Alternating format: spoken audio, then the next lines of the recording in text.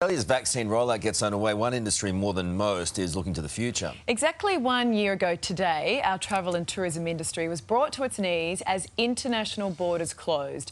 To discuss, we are joined by Flight Centre founder Graham "Screw" Turner, Managing Director of Scenic World Anthea Hammond and Tourism and Transport Forum Chief Margie Osman. Nice to see all of you this morning. Screw, there are reports of a two-way travel arrangement with New Zealand could be up and running next month, but you think that we should be thinking bigger than that, the bigger bubbles? Yeah, I think it's a good start, but Ali, it's really good. I think if people just see that we can have international travel and it works, and the world doesn't come to an end, I think we do have to start with some of these. Like the Trans-Tasman's a good one to start. It's just a pity it hasn't started before this, I think. But no, I think that's a really positive thing, and I've actually got a substantial bet on that it's going to be before May the 1st, but we'll see about that. That's good news. Screw, you and Margie did not mince your words last week when the government announced their tourism package. Do you still stand by those comments? Oh, well, look, the government has put another package to the travel industry, but the details are just not known. And so there is a possibility that it could work for us, but a long way to go, I think. I'm not sure what Margie thinks, but yeah, still a fair way to go from our point of view anyway. What do you think, Let's Margie? ask her. I think the door is open from the government's perspective. Look, what they announced last week was a good start. It's just not enough. And I think they're being reasonably receptive to listening to what might be feasible and possible, and certainly the word we're getting from the industry is more please. But you need to know sooner rather than later, don't you? JobKeeper ends in 9 days. We've heard from Peter Dutton this morning saying that there'll be more announcements in the budget. That's not until May. That's 4 weeks is a long time. Well, I'm anticipating that the government won't wait that long. If there's more to be done and more to be supported in the industry, it'll happen sooner rather than later. Look, I walked past the Flight Centre yesterday, and I like just walking past them and looking at all the exotic locations. But the reality is, for travel agents, it's been such a tough period, and it's not going to get any easier in the next couple of weeks, so there does need to be something there for them, I think. Anthea, there's all this talk of Aussies staying at home and travelling in Australia. That's not quite enough for you, is it? Not at all, Karl. What we understand is that when Australians travel, they go to a hotel, they lay on a sun lounge, and they don't really go anywhere else. And the attractions and experiences industry across Australia is really struggling.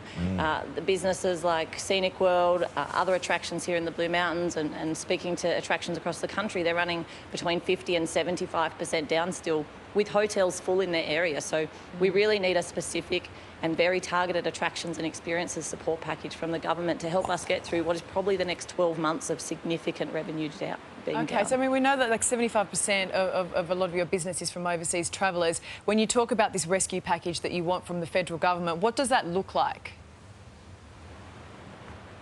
So it looks quite similar to the zoos and aquariums support package that came out for about $94 million, and it's just been extended. And I think the fact that they've acknowledged that the zoos and aquariums package needs to be extended speaks volumes to the fact that the attractions and experiences are suffering the same business costs. No, we don't have animals to feed, but we have infrastructure to maintain. We need to make sure that everybody who comes to our site is safe, and to do that for yet another 12 months on such a revenue drop is just incredibly hard work for an entire industry who are expected to be safe and providing a great visitor experience every day that we're open. See, what you're saying makes perfect sense, and you're articulating the problems with particular reference to your side of the business in such a great way.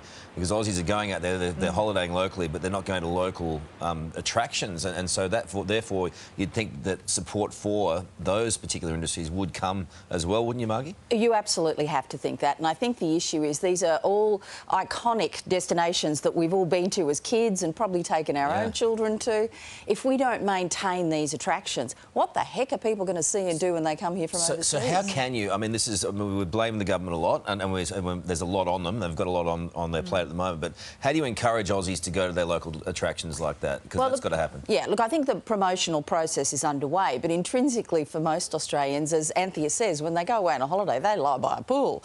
You know, the #1 destination for searching at the moment in the last 12 months is still the Gold Coast.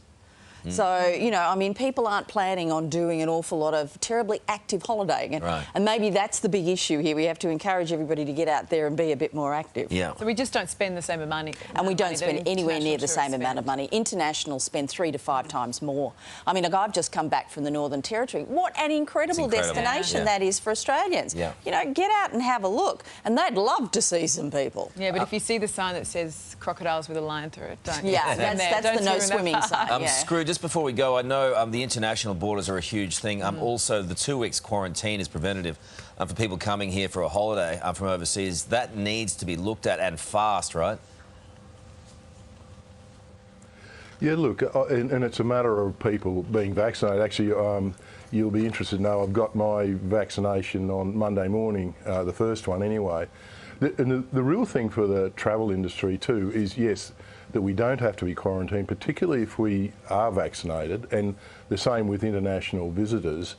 And I think that's really important. And from the travel industry point of view, it's a little bit the same as, you know, the Qantas issue or the attractions, is that we really need to maintain the intellectual property in the industry, and that's we're going to lose a lot of people after JobKeeper if we're not careful. Yep. Yeah. And Screw, Pfizer or AstraZeneca on Monday? AstraZeneca, actually. So my second appointment's June the 14th. So. At least it's rolling. Then you're out of here. So you won't see him for a while.